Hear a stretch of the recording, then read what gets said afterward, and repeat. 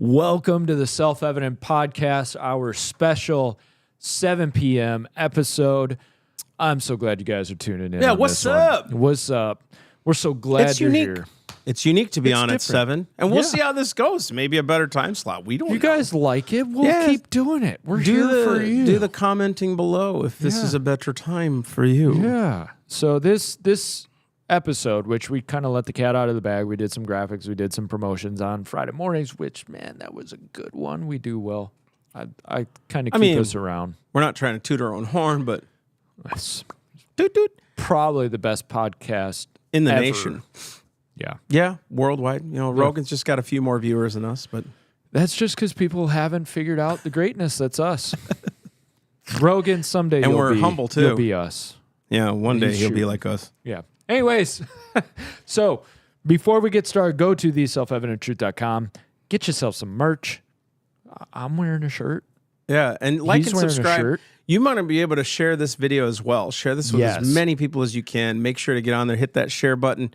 Liking and subscribing does nothing except help us, and it's an effort that you can do for us as well. Exactly. So we're not going to do news bits tonight. We're going to get right into it. Originally, we were like, oh, we'll put it as part of Friday's podcast, and we got to talking. It's like, no, this deserves its own. This deserves special. So without much further ado, we're going to hand it over to Mike and Massey at 7 p.m. interview time, even though they're pre-recorded. So we're handing it to our past selves who will.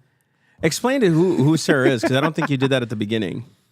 Did I? Did No. I not? Okay, so You just went in right case in- I you did. went right into question. I did, and I like to do that. I like to catch people off guard. Right. It's like, Just where's like- he coming from? He's seriously one of the best interviewers ever, because he actually listens to people.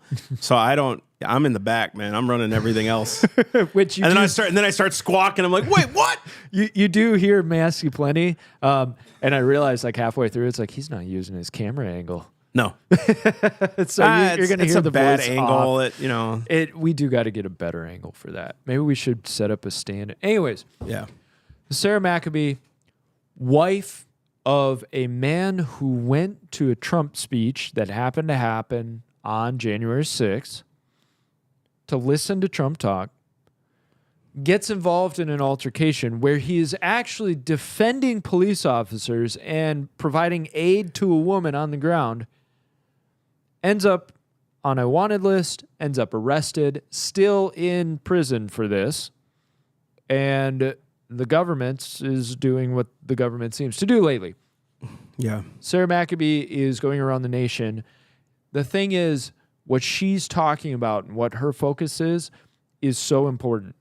And I really ask you to actually watch the interview. Don't make your judgments about who she is, right? Because I think it's quick to be like, oh, just another Trump supporter who's mad that they got... Stop. Watch the interview. This woman is amazing, and she is a powerhouse. She is charging forward. She's a leader, and we support her. And we left the interview going, whoa. Yeah, this was special. Yeah. This is special. So, guys, you want to tune in as we get ready to hand it off to Mike and Massey. And this is Mike and Massey signing off. Take it away.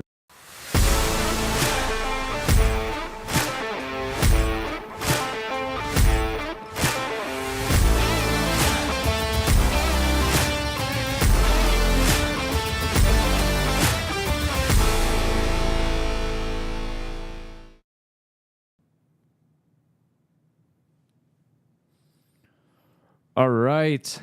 Thank you so much, Massey and Mike, for that great intro. We appreciate it. We're big fans of yours. Anyways, all right. Jeez. Don't do that to me, man. Off to a rip-roaring start, aren't That's I, right. dude? No, dude. Okay, so who we have today, Sarah McAbee, Executive Director of Stand in the Gap. Sarah, we're going to get into your story. I want to start off actually with kind of an off-kilter question, but there's a reason I'm going to do this. And I just told you, I'm not going to blindside you, but I'm going to catch you a little off guard because I think it's good. Who do you think frustrates you the most in this whole situation? The people who are supposed to represent us. the people that we supposedly elect into the government to represent us that don't do anything for their own constituents. I think that's like the most frustrating thing, right? Is like we live in a red state and these people are supposed to be, you know, America First people. Yet we have somebody like Marsha Blackburn and Bill Haggerty who represent us that said to their own constituents, we are not going to certify this election. January 6th happens, they come back and they certify the election. And there's no accountability for that among their own constituents. Right. And I feel like it's one of those situations where, and I know you've kind of been on the whole gamut, right? You've been from the top levels down to the bottom levels getting your story out. And we will get into the story in a second. But I think it's important to kind of connect with the emotional side, right? Because you're probably doing a lot of interviews, a lot of public nature of it, and everybody goes, okay, well, tell me your story and tell me, you know, but like there's a person here who's frustrated, right? And I want to know, you know, we don't tend to see the obstacles. We tend to see Sarah doing an interview and, oh, there's a frustrating thing, which, you know, we'll talk about in a sec. But you're a person who is like inside and I want them connecting with it. And so let's go back to the beginning. Just as a quick summary, and then I want you to kind of fill in the details of it. Your husband, Ronald. It's okay. It's okay. It was, he really goes by Colton, his middle name. Okay. So I apologize because I swear the text said Roland. No, I'm it's so okay. sorry. Ronald. You wouldn't be the first one to do that. Okay. So Roy. Way to blow it, pal. Ralph. Yeah. Way to blow. I knew the name. I read the email. It's all good. So Reggie. Sorry.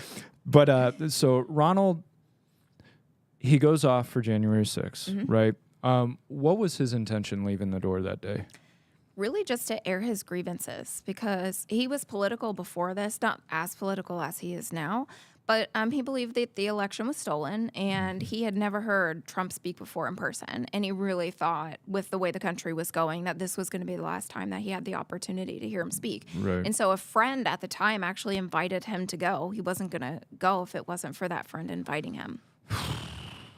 Okay, so he gets there. Are you in contact with him while he's there, or? Yeah, I had heard from him that morning, and then I had been to a Trump rally before, so I knew that once he got into the crowd, like there was going to be no cell phone service. So I didn't expect to hear from him, and I didn't. Actually, I was at home working, and in between projects, I was watching Fox News to see what was going on. I watched the speech, and I was actually on a Zoom call with my boss, and he was like, "Do you see what's happening right now?" And I was like, "No," and he was like, we're going to get off this call, go watch the news. Right. And that is when they were like, they're storming the Capitol. And then you heard that somebody was shot and killed. And it was just like my heart just sank in that moment because I knew my husband was in that crowd. And I knew who my husband was as a first responder and somebody that helps people. I was like, he's probably just running around trying to help anybody and everybody that he can. Right. And then I got the phone call. When did you get that phone call? It was about 5:30 Eastern time when he was walking away from the Capitol, and he told me everything that had happened. He told me that he was trying to save a woman's life and that she had died, and I was like, I saw that on TV, and I was like, but I didn't think you went inside the Capitol, and he was like, I didn't. He was like, there was a woman that died outside of the Capitol. The police were beating her, and it took us months to find any evidence about that. But from that day till today, his story has never changed. Of course. You know, it's like, and I think what gets frustrating is you get these people who they're there to do good, right? Like he was there to do good. Right. And you see this massive machine suddenly start rolling over people. And it's kind of like, and there's been other cases where it's like, they weren't doing anything. Right. What's going on here? So he calls you as he's walking away. He tells you everything. So then is there kind of a gap of like, okay, that was a crazy event, and then kind of lead me through the next steps of how it he came happened. home the next day. Yeah. And I really didn't think anything about it. At the end of the month in January of 2021, we knew he was on the FBI wanted list, but like there was nobody telling us, hey, you need to turn yourself in. Like, I mean, they were putting everybody on there. Right. And so it was kind of just like, okay, this is going to go away in a few months because we knew what happened that day, right? Yeah. When he came home on the 7th, I was like, you're going to receive an award or be honored for the things that you did that day, you know, stepping into action to help. And I didn't think twice about it until they came for him in August. How'd you guys find out he was on the FBI wanted list? The guy that he went with called and said, hey, just so you know, we're on the list. Jeez. But there were hundreds, if not thousands of people on the list by that point. Right. So you find out he's on the list. You're kind of thinking, okay, well, you know, there's a lot of people, and you know, Right. go figure. So, how did the arrest happen? What? So he was actually identified in May 26th by somebody. I hope I never find out who they are. Right. But it sounded like maybe somebody from our hometown saw them on the news because MSNBC was playing the scene and trying to, you know, paint him as this crazed Trump supporter who was attacking police. And they had to pull it off live air because Roseanne Boylan was being beaten in the corner. And they didn't even realize that. And so I think that's somebody from his hometown probably tipped him off. Yeah. And because there were things that just didn't add up along the way about current events that happened in our life that they didn't know anything about. So it couldn't have been somebody super close to us. Right. And then that's when they went on the hunt for him. And they went to all the different agencies that he had worked for. And they actually took him at work on August 17th in the morning. I was traveling for work. I had left 4 days prior, traveling on the West Coast, and I was trying to get a hold of him that morning, but he had just gotten a new boss at work. And so I called twice, and the second time he forwarded my call. And so I was like, he'll call, you know, when he can, right? And I had gone downstairs in the hotel, and I received this unknown call. I didn't answer it. Usually don't, right? Right. Let it go to so voicemail. Florida number, Yeah. and I was like, what the heck? And actually, they immediately, they didn't even leave a voicemail. They called back. So I answered it, and they were like, is this Miss McAbee? And you know that's never a good call. Right. And I was like, it is. And they're like, this is so-and-so with the FBI. We apprehended your husband, and we were about to raid your house. And so it was really like this What the surreal, heck? yeah. It was like this surreal moment where I was like, almost like an outer body experience, honestly, Yeah. because the person kept talking on the phone, but it was like I was like going through, yes. Yeah. And so, you know, I just pleaded with them. I was like, I have dogs that are in crates, you know, one is special needs, because I've heard horror stories Right. on how they attack people's houses and stuff. And so they said this was an easier approach to get him, the softer approach to take him at work. But come to find out, our house was raised, our porch was raised, and so they couldn't have gotten a battering ram in there if they wanted to. And so I think that's why, you know, so they Right. took him and Unreal. apprehended him. I hopped on the next flight home, and I met my family there. And everybody in our life was like, he literally did nothing that day. Even somebody that we know that worked for the Department of Justice was like, he'll be home. Like, don't worry about it. Right. And so now it's a running joke that this is the longest 48 hours of our life because she's still not home, right? And so it was really just like this crazy surreal moment of it's the federal government against you. You know what I Right. mean? When we walked into that courtroom the first time and they were like the United States of America versus Ronald Colton McAbee, that's when it was really like it just echoed in the room. Right. And it was like, oh my God, right? And so, you know, we did everything that you're taught to do. You cooperate with them. You know, they took 14 items from our house, including our front porch flag. You know, just crazy wild things like Evidence against you. that. Right. Yeah. And he was like, he told them you know, they wanted the clothes from that day. He told them where they were at. You know, it was like he was cooperative in every way possible. And, we went in front of the judge, and with the first hearing this first initial bond hearing was 9 days after he was apprehended. And we went in front of the judge, and within 5 minutes, they were presenting evidence that we had never had. And so we were like, we have to go into recess. So they were, at the very beginning, withholding this exculpatory evidence. Yeah, isn't that illegal to do if they don't present it to your lawyers first? Yeah. Well, Yeah. this whole thing you would think would be illegal, right? It gets better. So I mean, not that I'm shocked or anything. Right. I just want the viewers, because a lot of them don't know the law or whatever. Yeah. So just, well, we thought we knew how the law worked. of course. Right? And we were 'Cause like, your what's lawyer's going telling on you here? too, you Right? know? Yeah, so we go back a week later. It's a Friday before Labor Day, and the FBI agent called in sick that morning. Of course. holiday you know. weekend. So now my husband has to sit in jail again over the weekend. And we go back the following Wednesday, and the judge in the Middle District of Tennessee was like, "There's no reason for me to detain this man. Like Right. you're trying to fight that he is a danger to the community. But he was a law enforcement officer for 7 years, Right. never had a strike on his record, hardly a speeding ticket if he was lucky, right? And now you're trying to say that this man is a danger to the community. Like there's just no way." Granted him bond. The government immediately appealed it.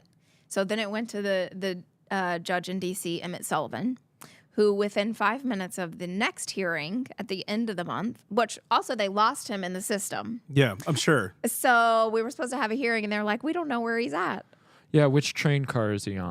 Like, Dude, so is this basically like, would you consider, I mean, we all know now when the new Speaker of the House came in and started releasing information, this was a witch hunt on these guys, wasn't it? Yeah. I mean, It it's really what it absolutely was. Yeah. If you want to take it for face value, because a lot of people say, oh, there's a lot of conspiracies. No, this is legit.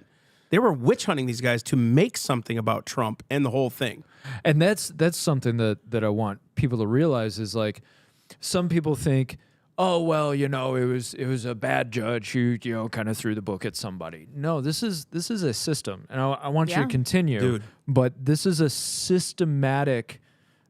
This is baked into it. That's right. Yeah. Come against us or else. Watch. Right. You know what I mean? So that's what they said. So we go in front of this judge, Emmett Sullivan, who is also the one that was presiding over General Flynn's case when the government was like, "We don't want to proceed anymore," and he was like, "No, we're proceeding." Right.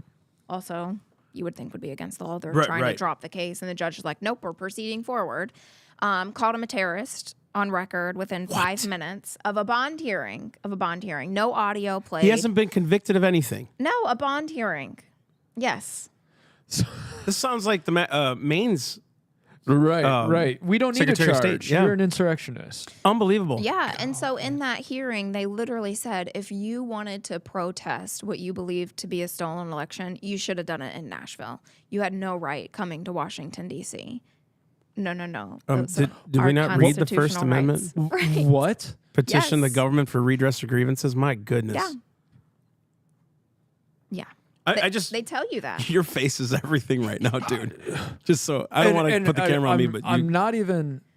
I'm guessing. Now, correct me if I'm wrong. Mm-hmm. I'm guessing your lawyer was trying to figure something out in Hopefully. all of this, right? Yeah, so the audio, is the reason the government never wanted to play the audio because it exonerated him. Right. You're looking at this video with no audio and you're like, man, there's chaos going around. This guy's a bad dude. What is he doing? And then you turn on the audio and he's like, I'm helping you. I'm one of you. Stop Right. killing that girl. The cop says thank you, acknowledges that he's helping, so it completely blows their case. Even in trial, right? 2.5 years later, we finally make it to trial. The government never once played the audio. Their course videos not. were either sped up or slowed down or had no audio. The defense had to be the one to present this. And Yeah. even with the audio, it didn't seem to matter. And what was your lawyer kind of saying in the background Good to question. you about as he's watching all of this unfold, or she? I think. In the bond hearing, Through all of it, but yeah, especially the bond hearing. Like you Yeah. come away from a judge saying that, it's like, they've never seen this before. You Right. know what I mean? Even in our bond hearing with our initial attorney, we didn't have. He just said, "Go listen to the audio," right? Because it was so new into this that we hadn't pulled the audio clips, we hadn't pulled his voice from it, and it's a bond hearing. Like, why you should be looking at the 27 years of his life prior to this right. day, and even the judge in the Middle District of Tennessee said, "So you knew about this man on May 26th when somebody identified him, and you went on a hunt, and then you found him. So you basically knew about this man for almost 90 days before you apprehended him. Right. You were surveilling their house. You were watching him and his wife go to and from work, to and from the airport, the grocery store, church, all of this. And you never apprehended him until the 17th of August. And you had a warrant 2 weeks prior. Why is he a danger to the community now?" That's what the judge said. And so he is the one that granted bond, and it was appealed. And so, he has been incarcerated since then. jeez. So, it's like these attorneys, I was with a federal prosecutor for over 30 years the other day doing an interview, and he was just so baffled. He was like, Sarah, I just have no words. I've never seen this. I argued in front of the judge that granted your husband bond on several occasions. And if that man said that he should be granted bond, he should be granted bond. Right. Like, just because the government didn't like it and took it to D.C. when they knew any judge in D.C. And how often would a bond get appealed by the government, right? Exactly. Like Only in January 6th cases. Exactly. Like 99.9% of the time, the government says, okay, whatever, well, unless like, and that's where this whole railroading idea is like, there's so many facets to it, but that especially sticks out to me of like, okay, you're going out of your way on this. Yeah. You're going out of your way to railroad somebody. Yeah, the amount of money that they have to spend. I mean, we had the bond hearing in the Middle District of Tennessee.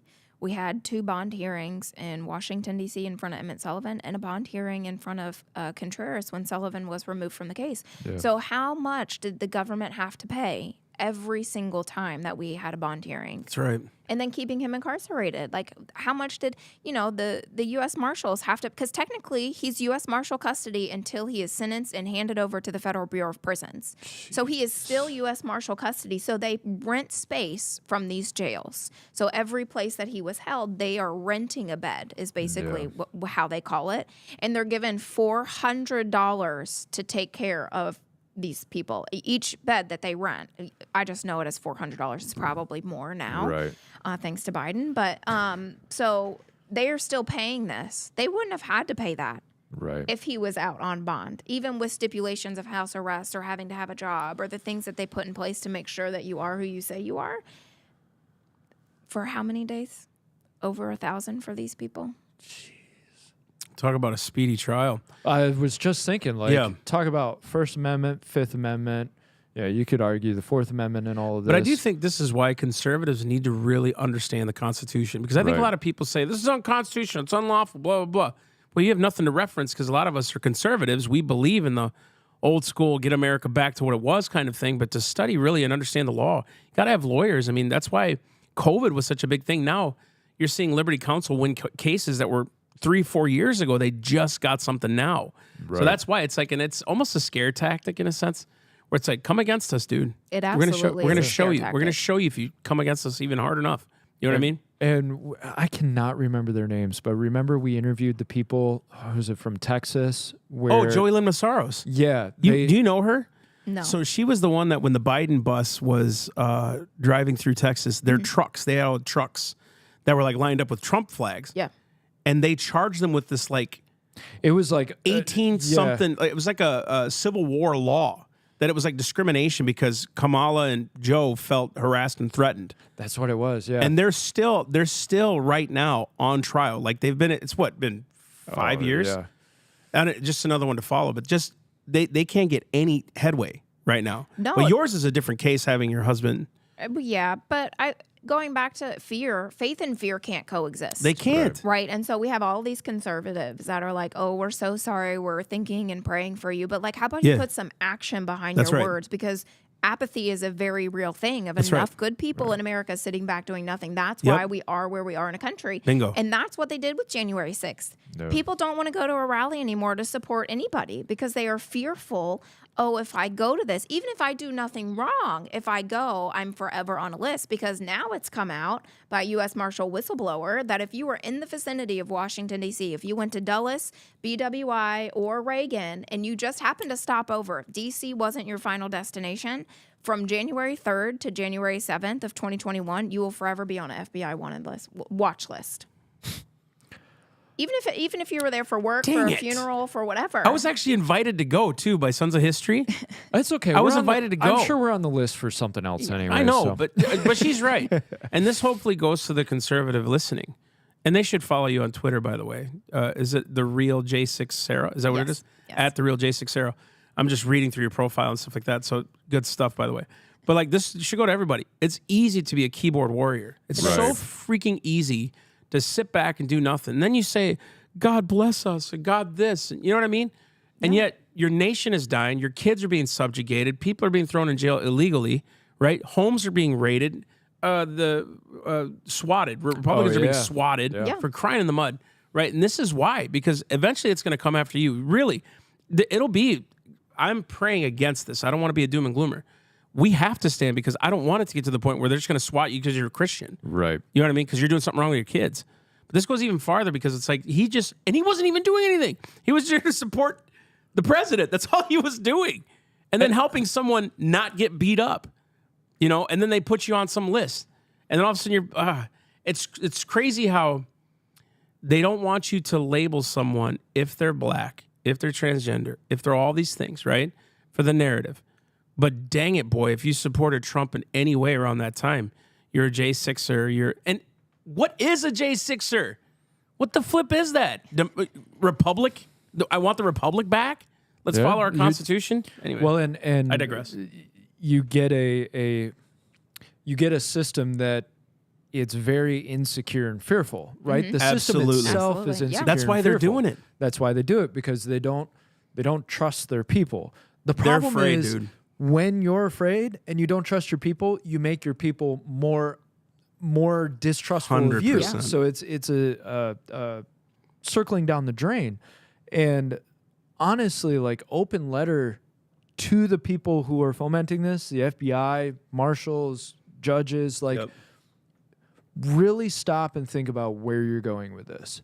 Think about what this is going to do. If you keep going down this pathway and putting what we can truly and honestly say innocent people in prison, where does it end? And we've watched this in a myriad of other countries. Mm-hmm. At some point, it gets turned on you. So even if I'm not going to make the moral argument in this open monologue to those who are listening, who FBI handlers, at some point, it will get turned on you. It No, it almost has absolutely to. will. I mean, you want to talk about fear. Not only they're instilling fear into American citizens. I mean, I believe that's why our representatives won't do anything, because they are also fearful. Right. They're fearful for their families. They're fearful for what they have on them for blackmail, because I truly believe that there are good people that go to work in Washington, D.C. for us. Yeah. But I think that there's a behind-the-doors meeting not long after they get there, because they go on all these promises. And I do believe that they had Agreed. really good intentions, but I think they are confronted by whatever you want to call it, the deep state, the black hats, whatever you want to call it. Yeah. I think they're confronted by them, and they say, hey, we have all of this on you, so you're going to vote the way we want you to, That's or exactly X, Y, it. and Z is going to happen. To affirm it, that actually happens. Several of my friends, I'm from Minnesota, and several of my friends, when they went to State House, they went to the Republican side, and the Republicans all have a meeting, and they're like welcoming the freshmen. And then they go, well, now we need you to sign this, that whatever vote we want. And this is the Republicans. This isn't the Democrats. This is the deep state. This is the Republicans. You vote like us. You be like us. And one of my buddies turned it down. And gosh, it was so terrible what happened to him. He was like blackballed the whole time. Yeah. Can't do anything. Can't pass a bill. They won't put you on any committees because Right. you're not towing the line. Right. And this is Republicans we're talking about. And we have somebody we're acquainted with in Florida who, same thing, doesn't toe the party line and is willing to step up and stand against. Well, you're trash to us now. Yeah. And there was a book that came out, anonymous author, Congressman X, and I don't remember the title of the book, but it basically made the same argument. You get hauled in front of them when you first get in, and they tell you, you're going to vote our way or you'll never get on a committee. And that's how they do it, right? It is the system protects itself at the top. Yep. Right. And you've got to have trailblazers like you who are willing to go forward. I'm sure there are plenty of people, plenty of wives who are like, I hope the system finally rights itself. So, and I think there's a sense of shock. And I want you to speak into this. I think for a lot of people, they're stuck in that sense of shock of like, okay, this is a bad dream. This will solve itself. Did you kind of have that period of time where it was like, this is a bad dream? It'll all come. And my husband's case is so different than, there were bad things that happened on January 6th. And I do believe that there were some bad actors there 100%. But I do think that people got caught up in the moment and things happened. Like, they were witnessing police beating people, elderly women, and so, but they shouldn't. The process is the punishment for this instance. But specifically in my husband's case, there's a lot of people that are overcharged and overpunished, but my husband's a completely innocent man. Yeah. You want to slap him with the trespassing charge? Slap him with the trespassing charge, and like, let's move on with our life. But I truly believe that the Lord, clearly has his hand in everybody's life, but the way he aligns people, we don't have children. It is just my husband and I. And so I do have a lot to lose. Don't get me wrong. Right. But I think there's a lot of wives and mothers out there who still have to run a family, and they want to.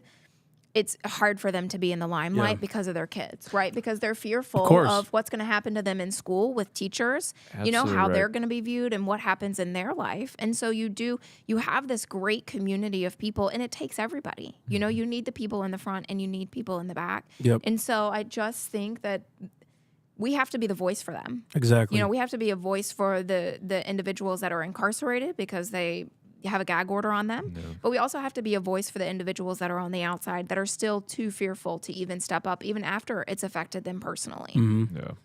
And We've had to teach our boys this. I mean, dude, Daddy and Mike, we're going out there preaching, man. When we get written up, you're going to believe what you want to believe, buddy. Yeah. But just do your homework. I mean, it's what they say is, does Daddy do that? They're with me in every tour. You know what I mean?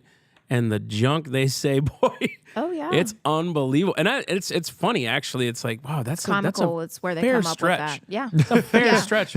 yeah. Remember the New York Times lady? Oh, just yeah, send me yeah. all your slides. I just want to just go through them. You know? of course. I'm on 'cause your you're side. trustworthy. It's like, oh yeah, yeah. What's your email again? Take me to dinner first. I'll give it to you. Let's go to a steakhouse. Oh my gosh. So what's Sarah? If I could ask, I don't want to impose because Mike's such a good interviewer, but what now? Like, what are we waiting on? What do we have to do? How can? And I'm not ending it. I'm saying, what do we do? Like, what do we do to get behind this thing? There's a lot of different things people can do, as simple as writing, finding Sure. your January 6th amendment. There's out of 50 states, there's one from 49. And so get on a local level, find your local January 6th defendant, get to know them, get to know their families, what their needs are. Because there's, some people are very well off, and so they don't need financial help, but they might need moral support, and they might need emotional support. Or you have some people that their families have been absolutely destroyed, so be there for their children, be there for their wife. Because I think that's the most disheartening thing out of all of this is I ask myself, where are the churches? Where are the churches? You will go help somebody in the community if their house burns down. You'll go help somebody in the community if the dad has lost their life, lost their job, whatever that might be. But because you brand these people as January 6th, where are you, churches? Why aren't you helping the families? Yeah. It's not even necessarily about the defendants. There's plenty of help out there for the defendants, and it's continuing to rise as we go into this 2024 election season. But where are the churches for these families that have been absolutely destroyed at the hands of the federal government? And that gets into, I was in prison and you fed me, right? And I think a big part of that is, I don't think most Christians have realized that the government is not for them anymore. Right. Because for decades, one could argue centuries, we've had the mindset of, well, America is a Christian foundation nation and government goes that route. Yeah. And now we're witnessing the real-time change where all of a sudden the church is not protected by the government. The church is now starting to become really an enemy.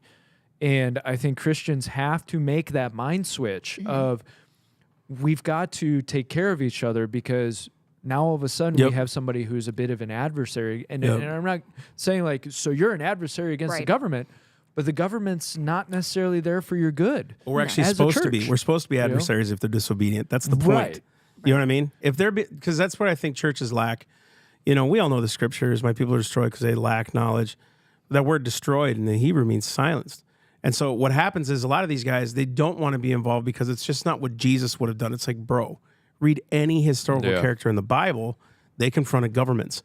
And so what happens is, too, since we don't get all that information right, they're like, I don't know if I want to talk about that. I don't want to, you know what I mean? It's really ridiculous what happens, And they lack realization. They lack realization that this is where we're at. For real. Well, and I think people want to quote scripture all the time. And like, that's great, but do you know the context of what that scripture is? And do you know the stories in the Bible? Like, God didn't choose people that you would think that he would choose, right?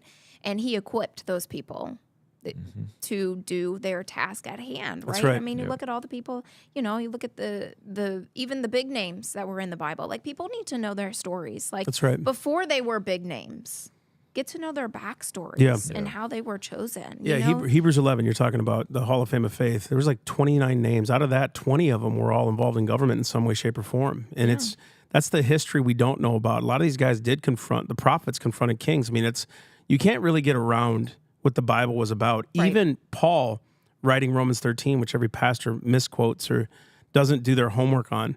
Remember, they were talking in a monarchy.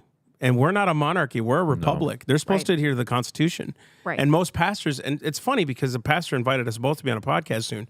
He's like, I don't know anything, but I know this is a question my people ask me all the time is can we be, should we be? It's like, where else are you going to be? Yeah. In your home? Right. Like, our kids are losing, our government's this. Well, you complain, but you're not involved. I think that's what drives me the most nuts is the system. It's attacking us. So stand up. Like, So do something about it. Bingo. Yeah. Yeah, and people are so fearful, right? And they don't do anything until it personally affects them. But you think about even in the Bible about the woman who literally gave everything she had. And it was next to nothing. But she gave it all, and then she was blessed by the Lord. And that's what we have to go back to in our faith, is what the Lord takes away, he will give abundance later. That's right. But he's also going to take care of you. And that's the thing. It's called a faith walk for a reason.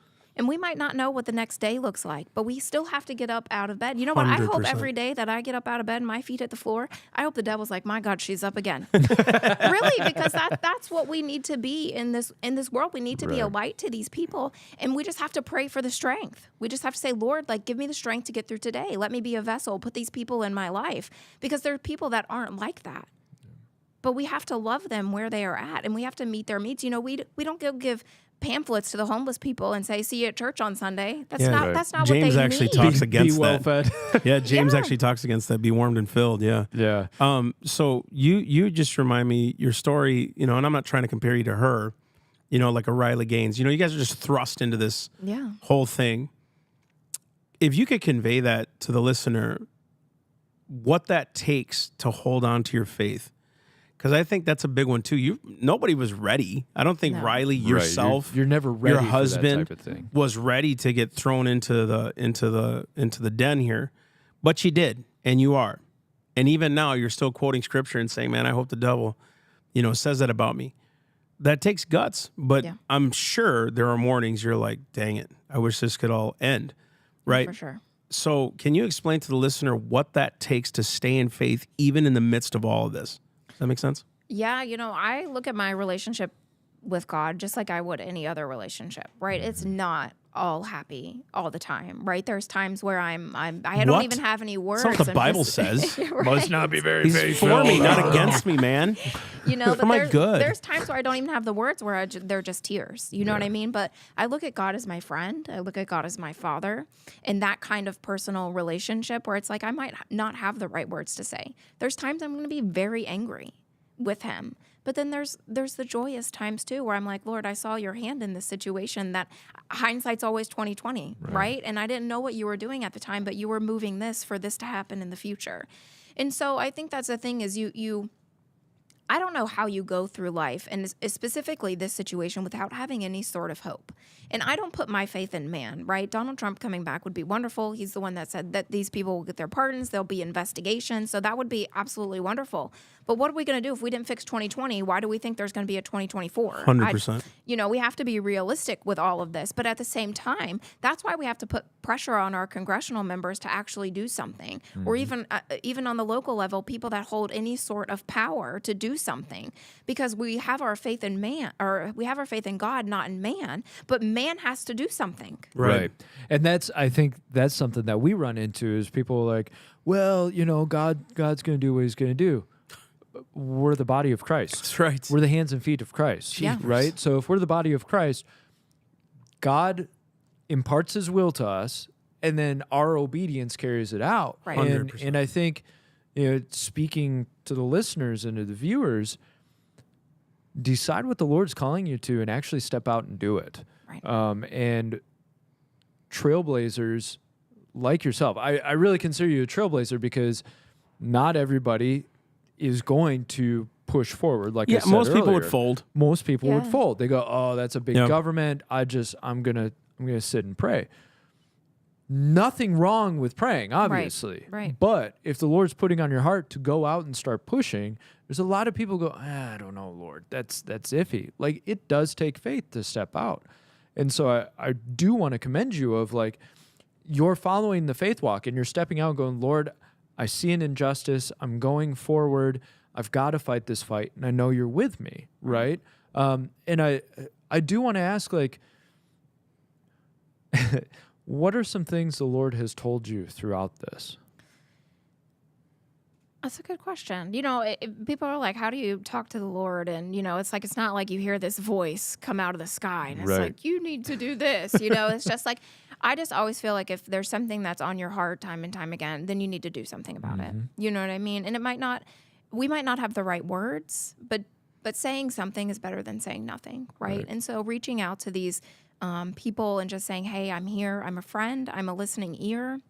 Building those types of relationships, because you never know what's going on in someone's life. Right. You know, not only they might be dealing with the situation of January 6th, but there's little battles along the way too that we have to fight, you know, with our families, with our workplace, whatever it might look like, you know, and you never know when you're going to be there for somebody when they needed it the most, or saying something similar to what they needed to hear. It might not even be the right words, as I said, but it might just needed to be that something, that somebody was there. You know, you were talking about faith, and they talk about faith the size of a mustard seed. The size of a mustard seed. I mean, you were talking about, you know, walking on water when there was rough waters. That's what this is like. But the Lord is there every step of the way, you know, and just meeting these people and seeing the Lord's connections. You know, I've always said from the beginning that this has to be bigger than any of us could ever fathom. And I say that more now than I even did back then, because we're not out of this yet. I mean, this is a spiritual war that we are in right now between good and evil. We just can't even see it. These are the little battles that we're fighting along the way. You know, this is the biggest, January 6th is the biggest manhunt in FBI history. So we are literally witnessing American history in front of our eyes. These guys are going to stand up on the right side of history. And I think it's being a voice for them. You know, finding these ways to alleviate the burden. We're not going to stop what federal law enforcement is doing, and we're not going to change this system overnight. But what we can do is be the hands and feet of Christ and go out there. And, you know, one of the things that we've helped with is visitation for families. They weren't able to see their loved ones for 2 years. 2 years, they couldn't even lay eyes on their loved ones. It was a year and a half before I saw my husband. I didn't even know if he was okay, how he was looking physically, you know, and they can sound great on the phone for 15 minutes, but what does the rest of their 23 hours and 45 minutes look like in their day, you know? And so it's just praying over people, even our enemies. You know, that's something very hard to do, is to pray for the prosecution, is to pray for the judge. And I pray that their hearts are convicted and that they realize what they're doing is wrong before it's too late. You know, you have these FBI whistleblowers and these U.S. Marshal whistleblowers. There's other people in these 3-letter organizations that feel convicted in their heart that are too scared to do anything. So we just continue to pray that they step forward, because faith is all it is to say, you know what, Lord, I don't know what tomorrow looks like. I don't know how I'm going to make my house payment if I leave. I don't know how I'm going to make my car payment or provide for my family, but I know that you're going to provide for me. Yeah. And it's faith. No, and I love that, because I think when people watch a story like yours, they don't tend to think about the details, right? So you see the story on the news. I think the fleeting thought is, oh, well, you know, they've got a lawyer and they're fighting the case and they're doing their thing. But you go home at night, Right. and you have house payments and you have car bills and you've got stresses at work and you've got, I have no food in the fridge and I've got, you know, like, Yeah. we internalize our own personal stories and we internalize the details of our stories. But when we watch somebody else's story, so often we kind of gloss over it. And I think it's important for people to understand that you have you're living life 24/7, and this whole event going on. Let's stop and understand there are hundreds, thousands of families that are having to live this whole process while they're still living life. Yeah. And like you said, you don't have children, which forgive me, but that's a blessing in this situation, Yes. you know, because I think about my kids. I'm sure Massey thinks about his kids. Like, that's a whole nother dynamic to the whole thing. And so Yeah. then you think about these moms who have kids and their husband is in prison and they're trying to meet the bills and take care of the kids. And it's like, I say that as an encouragement to all of our listeners and viewers of stop for a moment and put yourself in somebody else's shoes and then see, okay, what would I want somebody helping me with? What would I want somebody to do for me? And most of the time that's, how are you doing? Yeah. What can I pray for? Hey, let me cover your house bill, or let me cover your food bill for a month. You know, like those type of gifts, those type of being the hands and feet of Christ. That's where the fight is, because I think most people take it and it's too big for them. And at the risk of standing on my soapbox for a second, I had a guy one time at an event. We were talking about everything going on, and he walks up and he's like, I've been a firefighter for 31 years. This is just too much. This is too overwhelming. I asked him, I said, well, if you run up on an industrial plant fire, you don't just start spraying wildly, right? He said, well, no, of course not. You pick your spot, you know your job, you know your role, you know what you're supposed to do. You take care of that, and you trust that other people are going to take care of their jobs to do what they need to do. And I think we all have to take a step back, and I love how you put it, because a lot of people will put it as, oh, well, just go out and fight, and we got to tear this system. And you correctly said, that's massive. What are we doing for the people who are going through it? And I think for our listeners and our viewers, it's time to think about what can you do in your role? What's your lane? If you're not called to fight the big monster, that's okay. There's still somebody next to you who could use help. You know? Feed the monster then. You know what I mean? Go feed the person fighting, right? Right. It's so crazy, dude. You read David's story too, right? When he goes and he's just going to go feed his brothers. He shows up, there's a fight, right? Isn't that crazy? He went to go feed his brothers, and all of a sudden there's Goliath. Right. That's all I'm doing, man. I'm just here. I just want to help my brothers. And then bam. You know what I mean? So you may find yourself even being an ally in the fight if you get involved. Right. Like you don't realize you feeding your brothers, right, will help contribute to the fight and win. Right. And so that's another thing I wanted to ask you, Sarah. What can we do for you? Stand in the gap. Could you explain all that real fast? And well, not real fast. You do what you want. Yeah. Because it's your time. It's not my time. It's your time. It's your time. It's your time. So what how can we find you? How do we help? What do we do? Yeah, going back to explaining this to the general public, right? Because it is a lot to take in. You know, there's 1,200 families that are affected by this and growing every single day. They're still making arrests. People are still arriving in Washington, D.C.'s jail. You know, go to church, pick row number 19. Tell all of the men to stand up, whether they're 18 or 68 years old. Take them away from their families immediately, and how are those families going to react? Not only they most of the time lost the breadwinner of their family, they lost an income, a father, a son, you know, a husband, gone, just vanished, right? And you have so much unknown in front of you. You don't know when they're coming home. You don't know when you're going to talk to them next. You don't know if they're okay. But your life goes on. You know what I mean? You've had parents that have passed since they've been in there. You've had divorces that have happened. You've had just these family dynamics. And so when we're trying to be the hands and feet of Christ, it doesn't always have to be with the giant. It needs to be on a local level where we are helping these families figure it out, walking this path with them. You know, I say all the time that the Lord sends storms into our life to break these branches and to clear our path ahead, because even in our situation, there were people who left us that we never thought were going to leave us. You know, you ask yourself, where's the loyalty? Family, friends, you know? But they weren't meant to be on this journey with us. They just were not equipped to do so. But the beautiful side of this is that you've had incredible patriots that have come alongside of you and have filled that void. You know, and in this horrific mess, we founded a nonprofit foundation called Stand in the Gap. You can go to standinthegap.foundation to learn more. But through that, we realized that there were a lot of needs not being met for January 6th defendants and their families.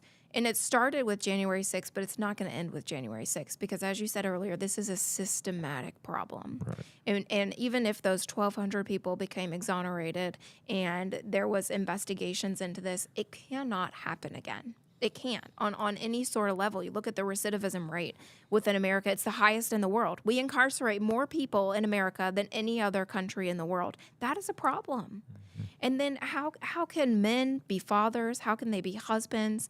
You know, there's women involved too, but most of them are men, you know, and so this is a problem. And so we want to alleviate the burden for January 6 families, and that's the one side of what we do. But the other side is fixing the systematic error and saying, listen, there are bad things that happen every single day, but these people have civil and constitutional rights. Why are we railroading them on every aspect?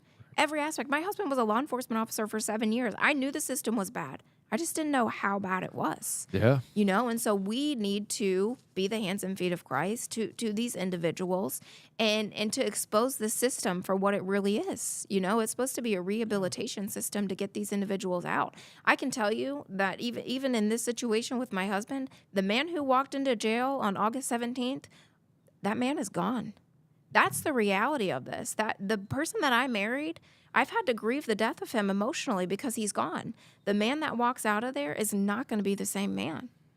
And there's a beautiful side to that as well. But that's the reality of this for all of these defendants. And so what we immediately do, it's almost like past, present, and future is kind of how we look at it. Why we got involved was because of January 6th. And what do we do presently is the two main projects that we work on is visitation, funding families to go see their loved ones. Because when they were finally granted in-person visitation, they were so happy for about 2 hours. And then the reality of it hit. I can't afford to fly my family to Washington, D.C., pay for transportation, housing, and food, for them to be off work after they're working 2 and 3 jobs to make ends meet, pulling my children out of school because they only let them see them on Fridays. And I can't afford that. I'll have to miss a house payment. I will have to miss, a car payment, whatever that might look like. And so we were like, that's where the general public can help. And it has nothing to do with January 6th. You're just helping reunite families. But then the flip side of it is there's a lot of organizations out there that help fund defense attorneys. There's a 99.6 conviction rate in Washington, D.C. among January 6 defendants. And so in my personal situation, I was paying for a private attorney. And I had a very well-known attorney look at me and said, what are you doing? You've done everything. You're working 2 and 3 jobs to make ends meet and to pay for these attorneys, and you're fundraising for them, and you're doing all this stuff. You drained your life savings. For what? You haven't even gone to trial yet, and your husband's still behind bars. And I was like, wow. The first time in a year and a half, somebody was honest with me in this legal system. So I fired our private attorneys. I got a public defender, which actually we like more than our private attorneys, but just the way it goes, right? And he went to trial and was found guilty on all charges. And so now we are going to pay for an appellant attorney to take his case to the next level, to have 3 judges look at it instead of 1 judge and a biased jury to look at the case for what it's worth. But you've had how many defendants go through the system thus far? And they've sold all of their assets, they've sold their life savings, and now they're just serving their time because they don't have the money for an appellant attorney. And so that's where the difference is of what we do as an organization. We fund the appellant attorneys to take these cases to the next level. Which that's as sad as it is, that's what's going to have to happen is this is going to have to make its way to the Supreme Court, And what's really sad about that is the timeline. Yeah. Like all of this should have been done January 7th. That's where the process is the punishment, right? For all these families, the trauma and the hurt extends to the families. It's not just to these individuals. And so, they're never going to get this time back. They've missed birthdays and all kinds of celebrations. They've had people in their families that have passed that they never even got to go to their funerals. That stuff, that's the stuff it doesn't matter what kind of check the federal government would write them when all this is exposed. Right. You're never getting that back. No. And there's so many lanes on this whole thing because it breaks your heart. But at the same time, what we always do is we always talk hope, right? Yeah. And one of our frustrations with especially conservative media and conservative commentators is they're always complaining and problems. There's not a whole lot of hope. But what I appreciate in your whole discussion is your faith, your hope. And it's not even hope of, he'll get out early and all of this. Like, and not that you don't have that hope, but your hope and faith is in the Lord that he's going Right. to walk with you day in, day out on this. And that's where the faith is. That's where the relationship with the Lord is no matter your circumstance, your environment, no matter what's going on around you, the Lord is walking with you day at a time. And I think that's the biggest hope for everybody, is knowing the Lord is walking with me day in, day out. And frankly, nothing shows that better than suffering, as sad as that is. No, for sure. But I deeply appreciate your faith in all of this, because a lot of people can throw the God label, but then when they get into the thick of it, Right. start putting their faith back in man. And they you do. know? And they do it. They do it all the time. Yeah. And it's a sad thing, because it's like, let's step forward. And the greats of the faith, like you were referencing earlier, like their story, the context, it's like, that's the example of faith that we're supposed to live out day in, day out, Right. you know? So as we kind of wrap this up, I want you, I know you have Stand in the Gap, and people, where can people find that? First, let's do the plugs. Where can people find Stand in the Gap? standinthegap.foundation. And on there, it has the information about what we do, how you can get involved, how you can help, donate, and then all of our social links are at the bottom as well. Okay, cool. And you've suggested, which I love, getting connected with the families or helping the families out, finding the families in your area.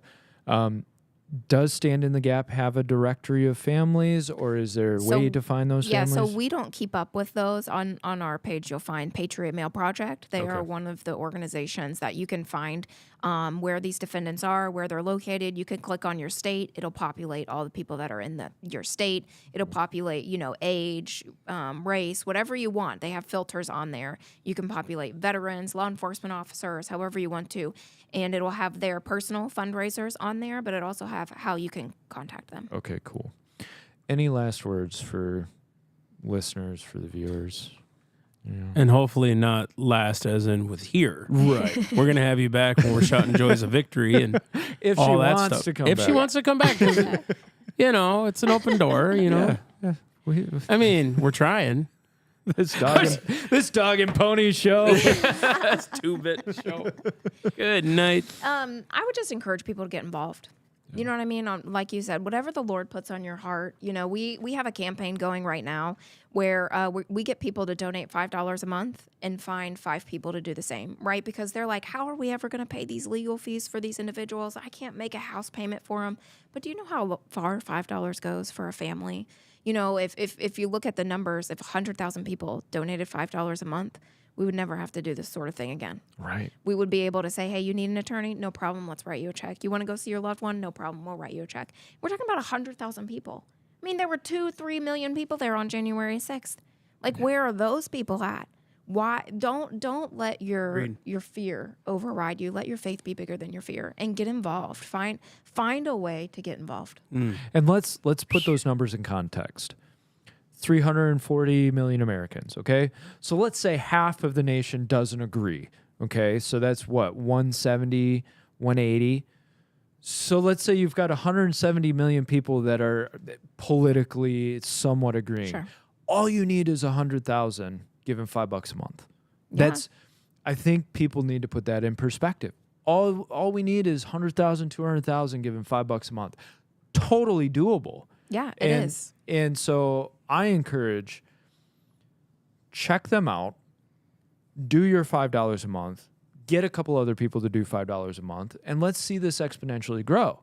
Yeah. And let's actually provide the resources and the necessity for those people who are in need. And don't be cheap. Some of y'all can do 20, 25, Yeah. 50. Come and on, find we 5 see others you. to do 50. We see you. We see your wallet. I know we want to do it. I mean, I'm already on it. Yep. It's like we know we want to help and do what we do. So I don't have any last words. I'm just so amazed at what you're doing. Thank you. It's crazy because you meet, like I said, Joey Lynn from Texas and all these guys, and they're just pounding the drum, all by herself. It seems like, her husband's doing stuff, but he's got to work so she can do what she's doing. I want to do something that it's kind of a culture here where we come from, but we call it Speak Life. And I want Massey and I to speak life into you. And so what it is it could be a word of knowledge, could be prophecy, it could be just an encouragement. And I want to encourage you of your faith is inspiring. And I sense that what the Lord is doing right now is he's using you in ways, and this will sound cliche, but let me walk it out. He's using you in ways that you didn't realize. But because you've been so faithful in the small things, you're actually ministering to others about the small things, which actually adds exponentially, right? And so I'm just getting an image now of the lady with the pots to fill the oil, right? And she just keeps bringing pots, and the oil keeps overflowing and filling the pots as she brings pots. And I feel like that's a word to you of just keep bringing pots to the Lord.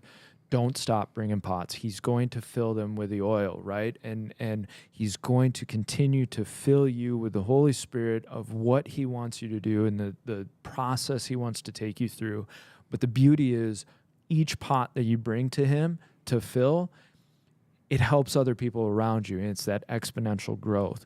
And so I just speak that over you of like, you are a person who brings exponential abundance to others, especially when it doesn't seem like it, because that's the miracle of the Lord.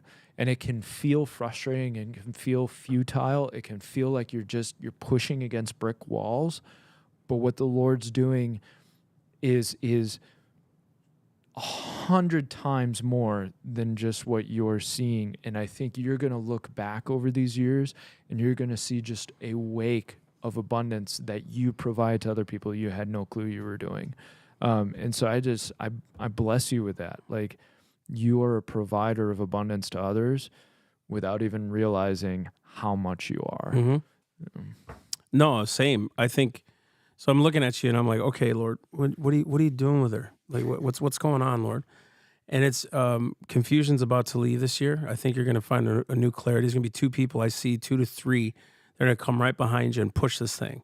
But for me, man, what I love about God, and I didn't know this, I've been a Christian 22 years. Not until about 6 years ago did I find out his love. You know what I mean? I was a doer. That's what I did. And I'm going to go conquer the world and we're going to save America tomorrow. So we did. You know, that's what we're doing. But I realized that God doesn't forget these kinds of things. You understand that? Like, he will not forget this with you. And what I love is he's going to say to you, not well done, thou good and successful servant. Well done, thou good and faithful. Big difference, you know, because to the world, you might be losing. In his eyes, you're winning because you keep going back to him. You know, and you keep feeding on that water and that well because that's where the life is. That's obvious. But I think, too, I was reading this morning in Luke about new wine and new wineskin. And you're about to shed some skin this year. I really see the Lord doing some huge things with you. But I think 3 people. But we're also going to try to do our best to help you. You're freaking incredible, man. I love people like you who are just so unassuming. But the Lord says he chooses the weak things of the world to confound the mighty, the foolish things of the world to confound the wise. And I'm not saying you're foolish in the world. You're just losing it all for Christ and just doing the right thing. And that's so important. And what is it? Twain said it. In the beginning of a cause, a patriot is scarce a man because he's mocked, ridiculed, and scorned. But then the timid doesn't join him because then it costs nothing to be a patriot. Like, that's what I love about people like yourself is you're willing to take it all. And you may look like a fool at first, but all of a sudden over time, they're like, wait, she ain't a fool. You know, like Bug's Life. Wait a second. It's him. You know what I mean? And they all come behind it, right? Come on, you can find an analogy in everything. Yeah. But just that. And so I bless you too. You're just going to eat the fruit of your obedience. Mm-hmm. You're going to see it with your eyes. You really will. You're going to see the victory. And I'm just blessing you with that. Thank you. You know, I'll close out with this, but one thing that, you know, leadership is lonely at the top, right? It's lonely. Yeah. And you don't realize until, like, you guys were talking, you know, one of the things that one of my friends told me a long time ago was, Sarah, who's watering your garden? So you're always watering other people's gardens, but, like, who's pouring into you? Who's watering your garden? So thank you for watering my garden tonight. Absolutely. Oh, man, you kidding? You certainly watered ours, man. That's I think tears water, bro. Like, and sorry, sis, but like, it's just the real deal. When someone goes through it, you can feel it. Yeah. It's not a joke. This isn't like something that, you know, a lot of pundits will get on and, you know, yours is a silent scream in a sense with power. And that's a real testimony from the Lord. And you're right. Leadership is lonely, right? People don't understand it. And not that we can fully understand what you're going through, but you get it because you start talking and you're telling people, and it's like, when's somebody going to care about this? And I know you have a network and you have people supporting you, but it gets lonely. It could just like the fight day in, day out. Well, I think people look, you can look on the camera and you can watch interviews and be like, wow, she's really strong. But there are times that it gets awfully quiet in my household. You know what I mean? And it's like, you can stay busy all you want to, but there's also a lot of quiet time, and it also gets a little lonely, And so it's like, that's also where your faith steps in. You know what I mean? Where it's like, that's where you can have that quiet time with the Lord. And a lot of people miss that because they're so busy in life. Yeah. Well, we bless you. We're so grateful for you coming out. You're supposed to be at church tomorrow night, correct? Yeah. Awesome. Yeah, I'm preaching tomorrow. Thanks, man. Air high hey, five. buddy, I got things to do. Hey, actually, I could have done it now because it canceled. Yeah, literally, I just got the text. There's supposed to be a snowstorm, and I got canceled. I was supposed to go out this weekend, but evidently not. As you can tell, Bro, we perfect this. This is so fun, man. I love doing this. And no, man, we're so grateful for you, Sarah. And we're gonna keep sharing your stuff. And if you come back in the area, we'd love to have you. I'm sure too, if we had a little bit more advance notice, we could do something at our church, But just because there's so much crap going on, dude, so much crap. So crap. There's so much good stuff going on at our church. Sorry. Great way to plug. Yeah, Mass. Way to go. We got crap going on. But anyways, no, thank you so much for joining us. We appreciate it. And again, standinthegap.foundation. We'll put up the link here. Standinthegap.foundation. Go there. So thank you, Sarah. Thank you. All right. Guys, back to Mike and Massey. We love you guys. Why are you laughing? I'm laughing at me. Because I keep myself entertained.